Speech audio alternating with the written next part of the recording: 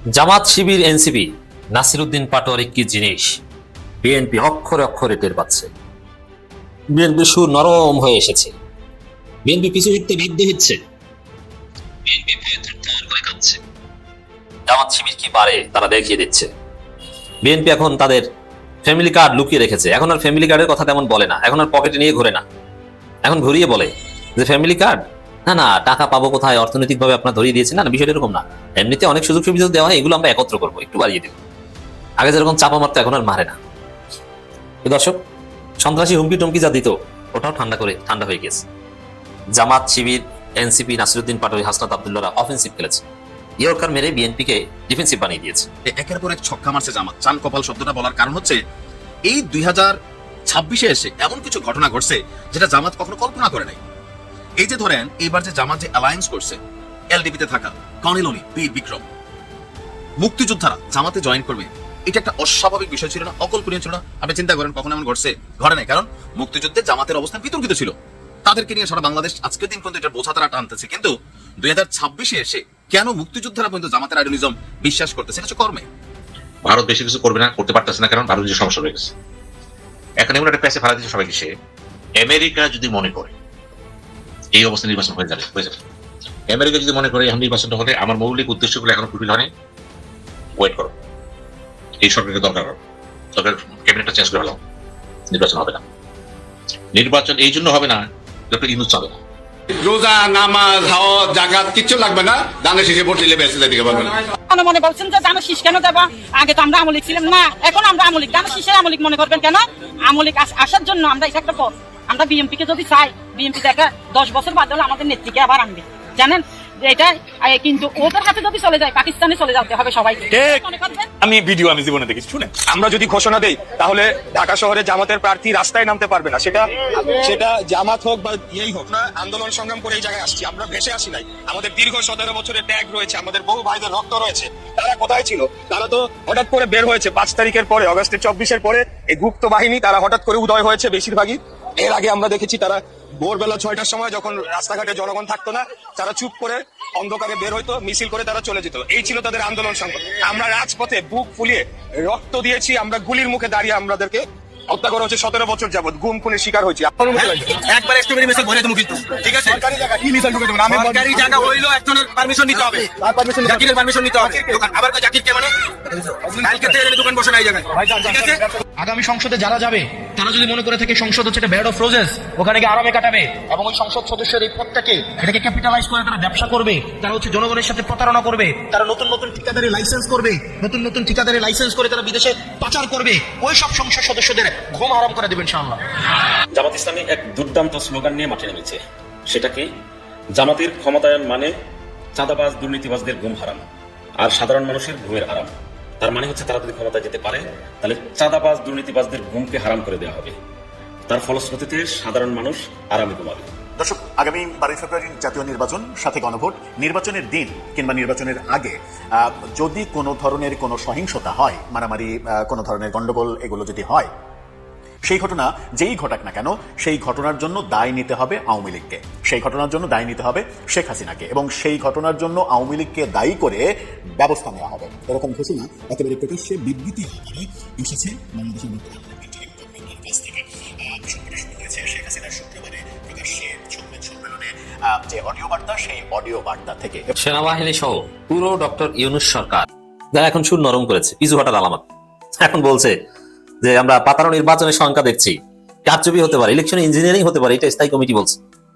এর মানে পরাজয় স্পষ্ট বুঝে গেছে তারা।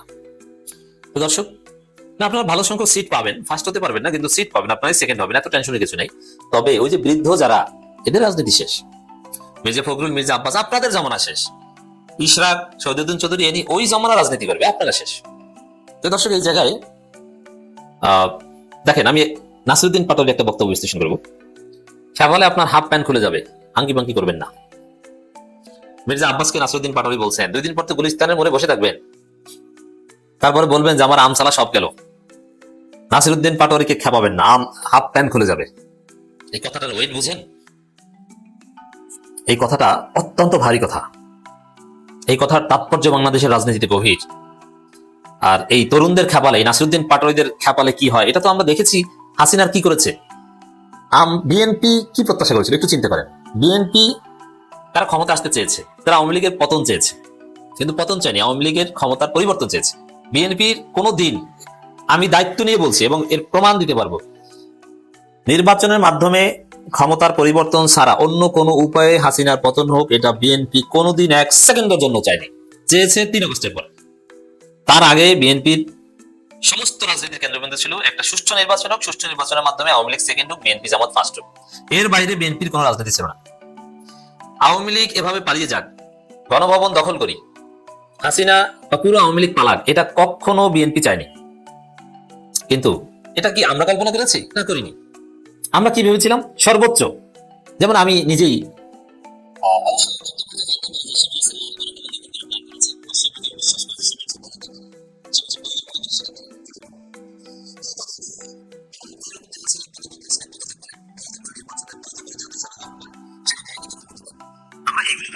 বিষয়টা কি দাঁড়াতো আমাদের, যে অথবা এই প্রত্যাশা ছিল যে প্রধানমন্ত্রী হাসিনাই থাকুক, কিন্তু বিএনপি জামাত সবাইকে নিয়ে একটা সমাধান করেন, এ ধরনের চিন্তা ভাবনা দৃষ্টিভঙ্গি আমাদের ছিল।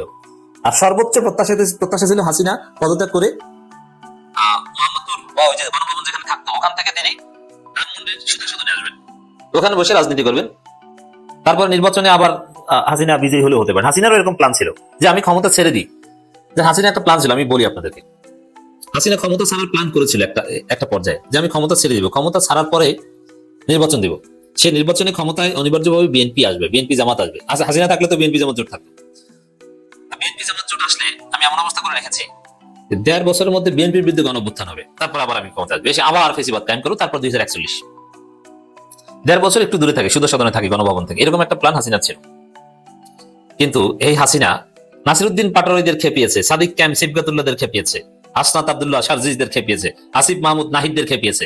হাসিনার কি অবস্থা হয়েছে দেখেন, দুপুরে রান্না করা কোরমা পোলাও খেয়ে যেতে পারেনি, জামা কাপড় ঠিক মতো নিয়ে যেতে পারেনি, কিভাবে পালাতে হয়েছে হাসিনাকে। অতএব দর্শক, নাসিরুদ্দিন পাটোয়ারিদের খেপালে কি হয় এই যে বয়ান করলাম, এখন মির্জা আব্বাস, বিএনপি এরা যদি এই নাসিরুদ্দিন পাটোয়ারিদের খেপায়, তারা বুঝবে এই যে কথাটা, এতেই তো মির্জা আব্বাসের হাত পা কাঁপাকাঁপি। আমি খেয়াল করি নাসিরুদ্দিন পাটোয়ারি যখন একটু জেগে উঠেন, নড়াচড়া দেন, তারপরে মির্জা আব্বাসের বক্তব্য আমি খুঁজে শুনি যে কেমন, দেখি যে তার মলিন মুখ, মানে মির্জা আব্বাস নাসিরুদ্দিন পাটোয়ারি ভয়ে থরথর করে গেল। আরে হাসিনা কেঁপেছে, ভারত কাঁপে এখনো, আর তুমি কিসের কি মির্জা আব্বাস? মির্জা আব্বাসকে গোনার টাইম আছে নাকি নাসিরুদ্দিন পাটোয়ারিদের? দর্শক, মির্জা আব্বাসকে জিজ্ঞেস করা হয় যে আপনার প্রতিশ্রুতি কি ঢাকা 8বাসীর জন্য, বলে যে কোনো প্রতিশ্রুতি নাই এবং কথা আটকে যায়, তোতলায়। মির্জা আব্বাস এখন তোতলা হয়ে গেছে অনেকটা, কারণ ভয় কথা বলতে পারছেন না, হতাশায় আতঙ্কে কথা বলতে পারছেন না যে কেমন অবস্থা হবে, কি ধরাটা খাবো। মির্জা আব্বাসের, মির্জা ফখরুলদের মনে কামড় দিয়েছে যে এবার পরাজিত হওয়া লাগবে। আর জামাত খেলাটা কোন জায়গায় খেলেছে দেখেন, ঢাকায় তরুণদেরকে নমিনেশন দিয়ে দিয়েছে, মির্জা আব্বাসের বিরুদ্ধে নাসিরুদ্দিন পাটোয়ারিকে দিয়ে দিয়েছে, এবার খেলা হোক। মজা না? ঢাকা 8 আসনে 10 দলীয় জোটের প্রার্থী ও এনসিপি নেতা নাসিরুদ্দিন পাটোয়ারি বলেছেন, আমাকে খেপালে আপনার হাফ প্যান্ট খুলে যাবে। এই কথার ওয়েট অনেক এবং এই কথায় পুরো বিএনপি ভয় পেয়েছে বলে মনে করি, এবং এটা যে এনসিপি পারে এটা বিএনপিও জানে। আর জামাত শিবির আপনার ফ্যামিলি কার্ড খেয়ে দিয়েছে, দেখেছেন না? জামাত শিবির কিভাবে পুরো পরিস্থিতি ধীরে ধীরে তাদের অনুকূলে এনেছে, সমস্ত ছাত্র সংসদ নির্বাচনে জিতেছে, নির্বাচন হচ্ছে, অনেক ষড়যন্ত্র করেছেন আপনারা, কিন্তু কিছুই করতে পারেননি। কারণ আমরা শেখ হাসিনা হাফ প্যান্ট খুলে দিয়েছিলাম, তাকে হাফ প্যান্ট খুলে দিয়ে দিল্লিতে পাঠিয়ে দিয়েছিলাম। আমার সাথে কোনো হাঙ্কি বাঙ্কি করবেন না, করতে চাইলে অন্য কোথাও বিয়ে করেন, আমার সাথে যদি হাঙ্কি বাঙ্কি করার চেষ্টা করেন সমুচিত জবাব দেবো, কারণ আমি এক আল্লাহ ছাড়া কাউকে ভয় পাই না। আসলে নাসিরুদ্দিন পাটোয়ারি অসাধারণ একজন সাহসী বীর পুরুষ। সালাউদ্দিনকে শিলং সালাউদ্দিন বলার সাহসী নাসিরুদ্দিন পাটোয়ারি করেছেন, এবং গডফাদার হিসেবে আখ্যায়িত করার সাহস নাসিরুদ্দিন পাটোয়ারি পেয়েছেন। হকের পক্ষে, অন্যায়ের বিরুদ্ধে নাসিরুদ্দিন পাটোয়ারি এক বলিষ্ঠ কণ্ঠস্বর। অতএব এই নাসিরুদ্দিন পাটোয়ারি আবার কখনো শিবির, কখনো জামাত, কখনো হাসনাত, পুরো বিএনপি সুর নরম করে দিয়েছেন। উল্টা পাল্টা যদি করতে যায় বিপদে পড়বো, ভোট চুরি করবো, হাসনাতে ভোট চুরি পিছন থেকে ঢুকিয়ে দিবে, সম্ভব নয়। সরকারটা তো বিএনপি না, সরকারটা তো ইউনূস সরকার। দর্শক, বিএনপি ভয় কাঁপছে। একের পর এক ছক্কা মারছে জামাত। চান কপাল শব্দটা বলার কারণ হচ্ছে এই 2026 এসে এমন কিছু ঘটনা ঘটছে যেটা জামাত কখনো কল্পনা করে নাই। এই যে ধরেন এইবার যে জামাত যে অ্যালায়েন্স করছে, এলডিপিতে থাকা কর্নেল অলি, বীর বিক্রম, মুক্তিযোদ্ধারা জামাতে জয়েন করবে, এটা একটা অস্বাভাবিক বিষয় ছিল না, অকল্পনীয় ছিল না? আপনি চিন্তা করেন কখন এমন ঘটছে? ঘটে নাই, কারণ মুক্তিযুদ্ধে জামাতের অবস্থান বিতর্কিত ছিল। তাদেরকে নিয়ে সারা বাংলাদেশ আজকের দিন পর্যন্ত এটা বোঝা তারা টানতেছে, কিন্তু 2026-এ এসে কেন মুক্তিযোদ্ধারা পর্যন্ত জামাতের আইডিয়ালিজম বিশ্বাস করতেছে? সেটা হচ্ছে কর্মে। যে গেল সময়টাতে তারা তাদের কর্ম দ্বারা এমন কিছু প্রমাণিত করে ফেলছে যে মুক্তিযোদ্ধারা পর্যন্ত তাদের দলে যাচ্ছে, যে 1971-এ আমাদের মুক্তিযোদ্ধাদের একটা বড় লড়াই করতে হয়েছে এই তৎকালীন প্রেক্ষাপটে যারা জামাতের নেতারা ছিলেন বা কর্মীরা ছিলেন তাদের বিরুদ্ধে। আবার দেখেন, আমি গেল কয়েকদিন দেখলাম হাতিয়ায় এনসিপির যে হান্নান মাসুদ, তার এলাকায় 4 থেকে 500 বিএনপির নেতাকর্মী এনসিপিতে ঢুকে গেছে, মানে বিএনপি থেকে এনসিপিতে চলে আসছে। এটার ভিন্ন প্রেক্ষাপট আছে, সেটা নিয়ে আলাদা আলোচনা করা যাবে। কয়েকদিন আগে কক্সবাজার না কোথায় দেখলাম, সেখানেও বিএনপির নেতাকর্মী এখানে ঢুকে যাচ্ছে। এটা আসলে কেন হচ্ছে? জামাতের সাথে অ্যালায়েন্সের 10 থেকে আবার 11-তে যাচ্ছে। জামাত আসলে এই মুহূর্তে ইতিহাসের সর্বোচ্চ একটা পর্যায়ে আছেন। প্রথমত, ইউনিভার্সিটি নির্বাচনগুলোতে জামাতের নিরঙ্কুশ বিজয় একটা আত্মশক্তিতে বলিয়ান করছে। যেমন ডাকসু থেকে শুরু হয়েছে, ডাকসু জয়ের পর ধাপা ধাপ ধাপা ধাপ। আবার ধরেন এনসিপির একটা সমর্থন আছে মিনিমাম লেভেলে, ইয়াং জেনারেশন, এদের আবার বিভিন্ন শাখা প্রশাখা। এরা কিন্তু আবার ধরেন এই মুহূর্তে আলোচনা সমালোচনার মধ্যে বিএনপিরে ফালানো যাচ্ছে। কেন? কারণ বিএনপি তো ক্ষমতায় ছিল, যার কারণে দুর্নীতিও করছে, চুরিও করছে, ভালো কাজও করছে। আওয়ামী লীগ ক্ষমতায় ছিল, দুর্নীতিও করছে, চুরিও করছে, ভালো কাজও করছে। জামাত কিন্তু কখনো ক্ষমতায় ছিল না, অ্যালায়েন্স হিসাবে গেছে, 2, 4, 20, 50টা সিট হতে পাইছে বা 10, 12টা সিট পাইছে, যার কারণে জামাতের নেতৃত্বে কখনো রাষ্ট্রে সরকার গঠন হয় নাই। যার কারণে আপনি শেখ হাসিনা নিয়ে যতটা আপনি কথা বলে ফেলতে পারবেন, এরশাদ নিয়ে বলে ফেলতে পারবেন, তারপর হচ্ছে মরহুম বেগম খালেদা জিয়াকে নিয়ে বলতে পারবেন, অথবা তারেক রহমানকে নিয়ে বলতে পারবেন, ট্যাগ দিতে পারবেন। শফিক সাহেবের নিয়ে ট্যাগ দেওয়ার সুযোগ নাই, আছে নাই। জামাতের 20টা নেতা নিয়ে আপনার আলোচনা সমালোচনার সুযোগ নেই। ওই যে লালা হুজুর, আমির হামজা, তারা নিয়ে আপনি সমালোচনা করতে পারবেন, তবে সে জামাতের মধ্যে অনুপ্রবেশকারী হিসেবে চিহ্নিত, খুব যে একটা বড় মাপের নেতা তা না।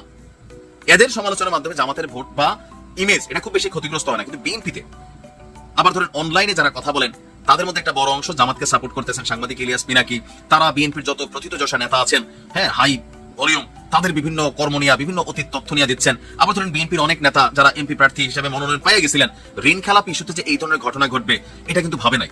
তো সবকিছু মিলিয়ে জামাতের একটা চান কপাল টাইপ ফিলিংস। এমনকি এই যে আমি আজকে যেটা বললাম যে বীর মুক্তিযোদ্ধা হারুনুর রশিদ, তিনিও যখন জামাতে যোগ দিলেন, তো মুক্তিযোদ্ধাদের সংখ্যা আস্তে আস্তে জামাতে বাড়তেছে। ওনার বাড়ি হচ্ছে কোথায়? দিনাজপুরে।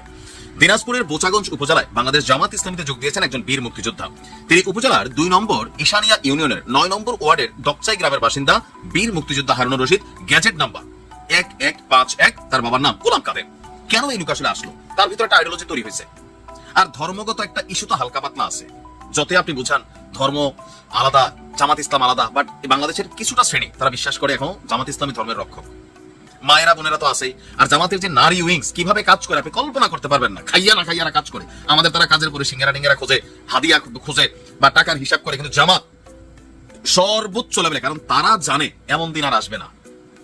এমনকি প্রবাসীদের যে ভোটটা, জামাতের ম্যাক্সিমাম ভোটার যারা আছেন নিজ দায়িত্বে আরো 5 জন, সাথে আওয়ামী লীগের লোকটা ছিল, আরে বেটা তুই আমি তো ভাই, মানে এখানে যারা আছে নিজ দায়িত্বে তাদের কাছ থেকে পোস্টাল ব্যালট কালেকশন করে ভোটটা দেওয়া। আমি নিজে অনেকের খবর পাইছি যে ভাই 5টা ভোট নিচ্ছে, এরকম।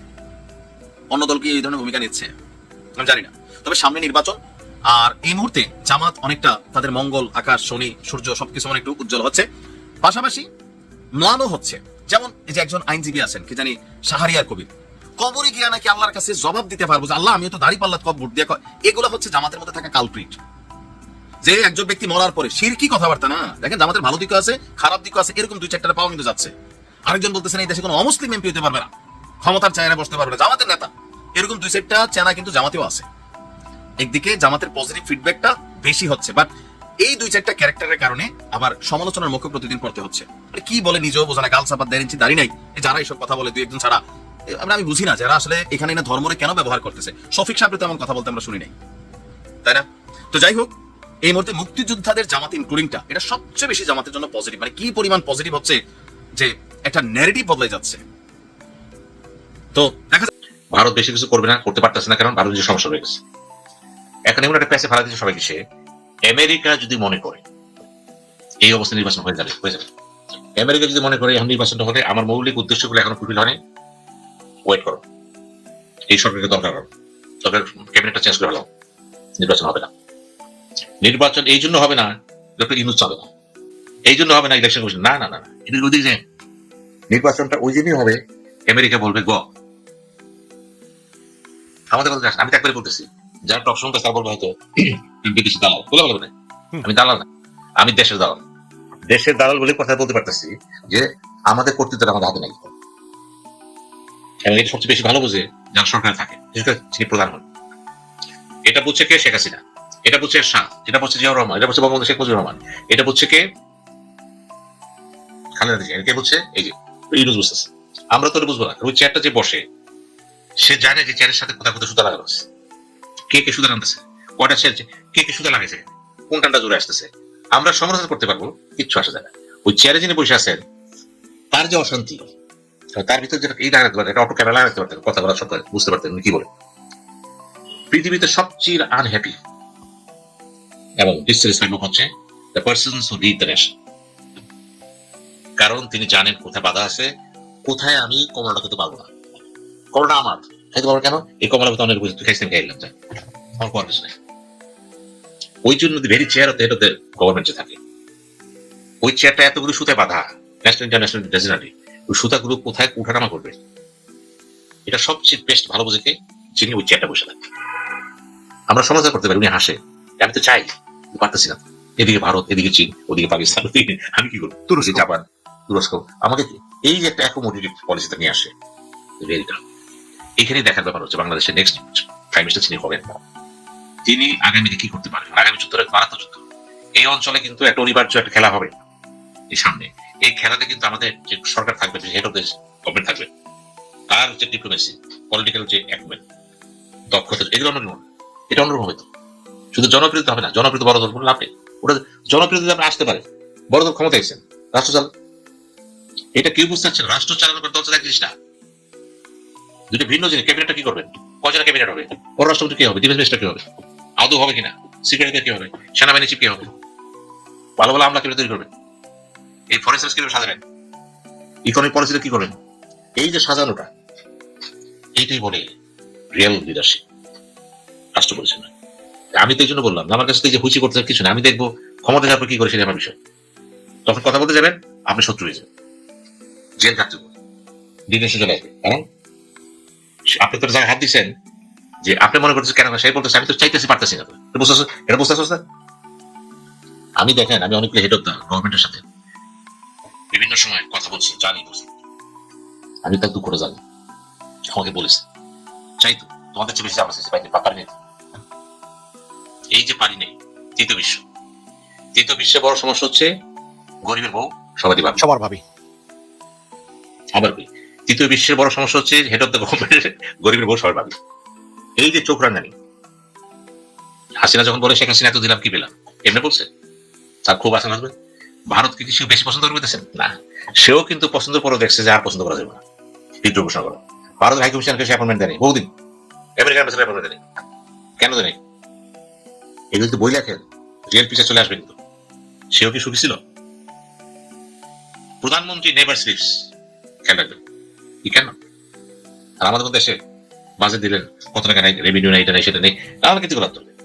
তারপর ব্যালেন্স বাজেট দিবেন, যদি এবার পারেন না, বাজেটটা যখন করবেন কি করবেন? সব ডিস্ট্রিক্ট যদি বাজেটটা চাই, ঠিক কি হবে? অর্থমন্ত্রী যেখানে আছেন উনি তার ডিস্ট্রিক্ট ভাষায় দিল, যেটা করছে আসিফ দিলাম, ছেলেটা কুমিল্লা সব এতগুলি সাহায্য বাড়িয়েছে, হয় কি?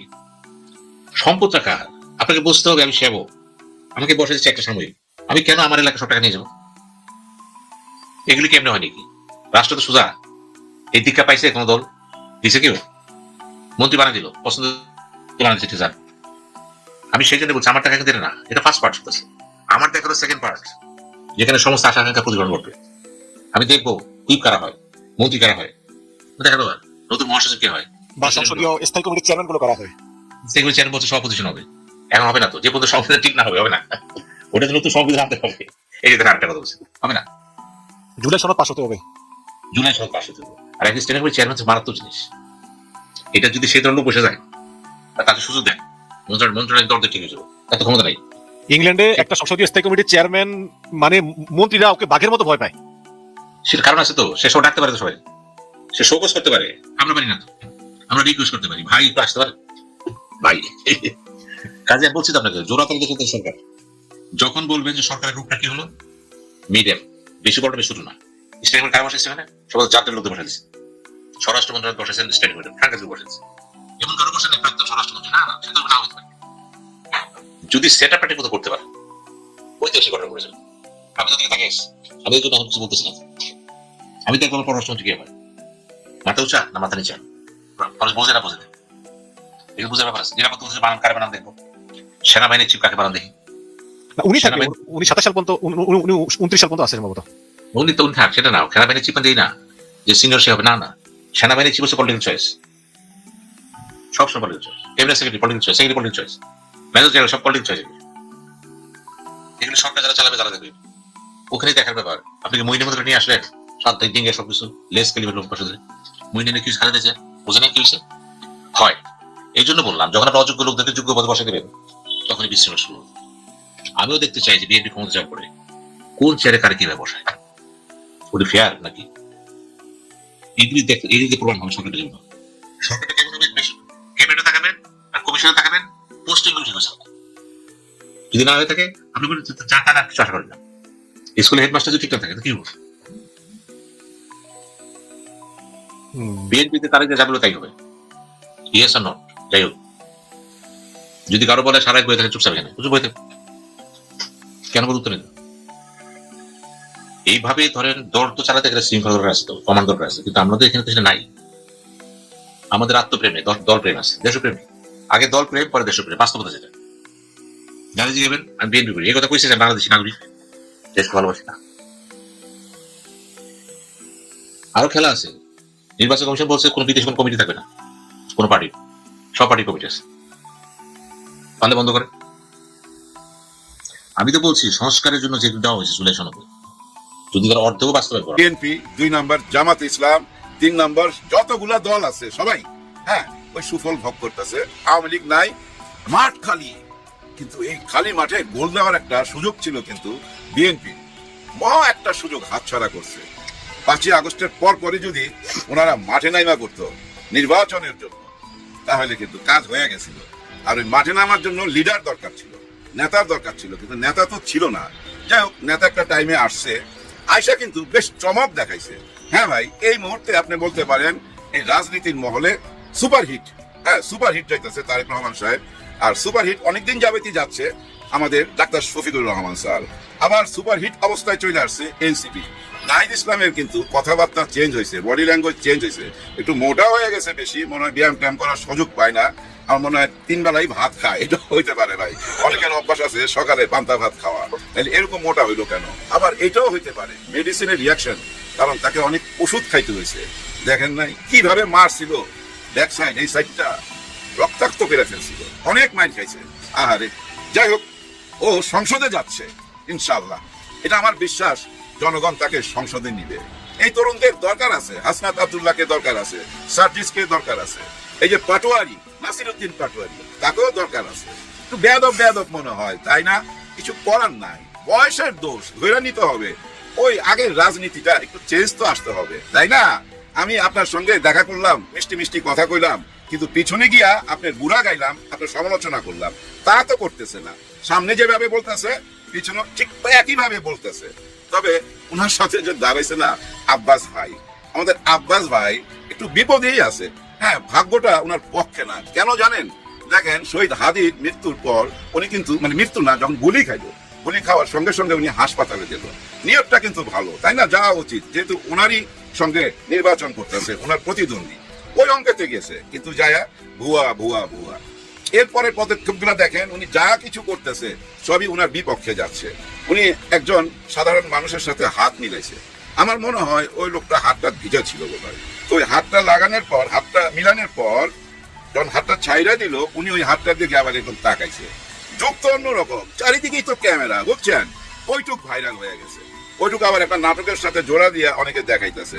ওই নাটকের মধ্যে কি নাটক নাম ছিল জানি, এলেন কি জানি, এলেন, হ্যাঁ ভুইলা গেছি। দেখেন, আমি আসলে সিনেমা ছাইরা দিয়ে আসছি তো 5-6 বছর হয়ে যায়, যার জন্য অনেক কিছু ভুইলা যাইতেছি। ইদানিং রাজনীতি মাথার মধ্যে ঢুকছে। কেন ঢুকছে জানেন? শুধু একটা সুন্দর দেশের জন্য, হ্যাঁ ভাই, একটা নিরাপদ দেশের জন্য, আর দুর্নীতি মুক্ত একটা দেশের জন্য। যাই হোক, যেটা বলতেছিলাম, আব্বাস ভাই আসলে যে পদক্ষেপই নেয় সেটাই না ওনার পক্ষে থাকে না। যেমন একটা স্কুলে গেছে, ওখানে যায় দেখে যে ভাই সবগুলাই শাপলা ফুল, মানে শাপলা কুলি, ওই ফুল ফুটায় রাখছে। স্কুলের ওরা কিন্তু অন্য নিয়তে করছে, মানে বাচ্চারা সুন্দর সুন্দর ফুল বানাইতে পারে, কিন্তু ওই শাপলা ফুলটা সবাই বানাইছে, ওইটার সামনে উনি দাঁড়ায় রয়েছে। উনার মনটা কেমন চিন্তা করেন, ওইখানে এক গুচ্ছ ধান গাছ যদি কেউ বানাইতো তাইলে না হইতো, কিন্তু না, সব শাপলা। আর যে শাপলা উনার প্রতিদ্বন্দ্বী পাটোয়ারিকে কিন্তু একদম সহ্যই করতে পারতেছে না উনি। কারণ কি জানেন, পাটোয়ারি যেভাবে কথা বলে গায়ে লাগার কথা তো, কিন্তু আমি মনে করি গায়ে না লাগানোই ভালো। কারণ পাটোয়ারি তো বলে গায়ে লাগাইবার জন্যই, টার্গেট পেলেই তো বলে। কারণ কি জানেন, ওই যে উপরের একজনকে যদি খোঁচা দেওয়া যায় তাহলে তো ভাই সবাই ওইটা নিয়ে আলোচনা করবে। কারণ পাটোয়ারি যদি একজন ওয়ার্ড মেম্বার বা একজন চেয়ারম্যানকে নিয়ে খোঁচাখুচি করে, এগুলো আলোচনা হবে? আলোচনা হবে না। আমার একটা কথা মনে পড়লো, শেয়ার করি, একটু সময় নষ্ট হবে আপনাদের। আমি যখন সিনেমায়, তখন আমি ইয়াং, তো দেলোয়ার জাহান ঝন্টু সাহেব, উনি আমার ওস্তাদ, টিচার মানুষ। উনি না সবসময় না দেখতাম শাবানা ম্যাডামের হাজবেন্ড সাদেক সাহেবকে খুব খোঁচা দিয়ে কথা বলতো, কুরবানি, চিত্রালী, বিচিত্রা এইসব পত্রিকায়। তো একদিন আমি উনারে জিজ্ঞেস করলাম যে আপনি অযথা উনারে খোঁচান কেন? ম্যাডামকে নিয়ে তো আমরা ছবি বানাই, শিডিউলে একটা ডিস্টার্ব যদি কইরা যায় সাদেক সাহেব, তখন কি করবেন? তারা বলে চুপ, তরে আমি খোঁচা দিলে পত্র পত্রিকায় লেখা হবে? এটা কই আমার ধমক দিল। তরে যদি আমি খোঁচাই, এটা কি পত্র পত্রিকায় আসবে? ওই সাদেকরে খোঁচালেই তো আসবে, কারণ ও শাবানা ম্যাডামের হাজবেন্ড, ওই জন্য ওরা এই খোঁচাটা দেই, যার জন্য পত্রিকায় লেখে। এগুলো বুঝবি না তুই?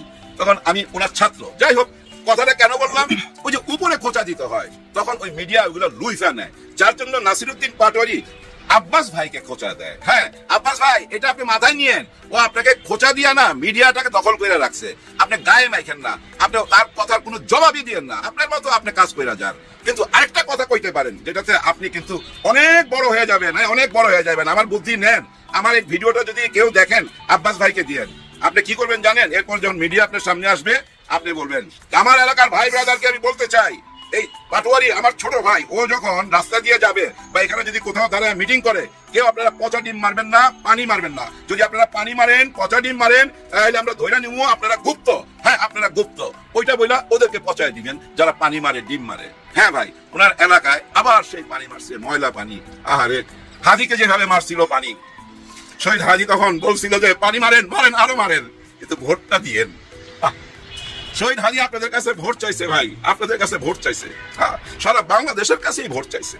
ভোটটা দিয়েন, এই জওয়ানদেরকে ভোটটা দিয়েন। দেশের যদি কিছু পরিবর্তন চান, একদম পুরোপুরি না হলেও যদি কিছু পরিবর্তন চান, এই জওয়ানদেরকে সংসদে যাওয়ার সুযোগ করে দিয়েন আপনারা। যাই হোক, যে কথা বলছিলাম মানে যেটা আমার বলার উদ্দেশ্য আজকে, সেই কথায় আসি।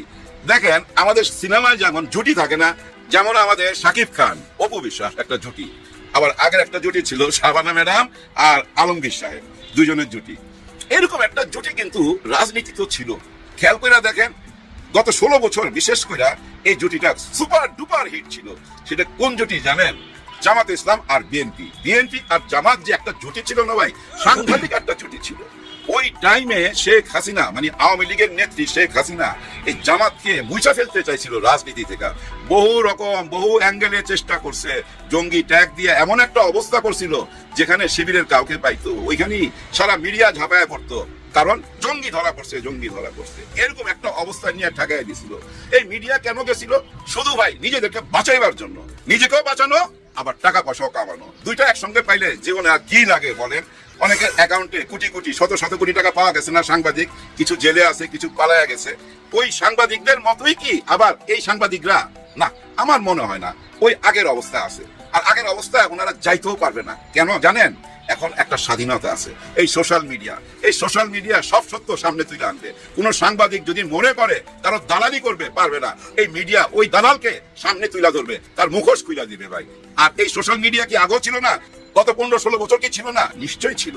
কিন্তু ওই যে দাবায় রাখছিল, গলা টিপা রাখছিল, রাইতে উঠায় লয়ে যেত, দরজার মধ্যে টক টক টক টক আওয়াজ হইতো, রাইতে 2টা 3টা ঘরে ঢুকে আপনারা নিয়ে চলে যেত। একটুখানি লেখালেখি করলে, একটুখানি তাদের বিপক্ষে কথা বললে। আর এই সাংবাদিকরা কেন সত্য কথা লিখতে পারতো না? এর পিছনে বড় একটা কারণ কি জানেন? এই চ্যানেলগুলোর যে মালিক, এরা হলো ব্যবসায়ী, আর এই ব্যবসায়ীরা আবার রাজনীতি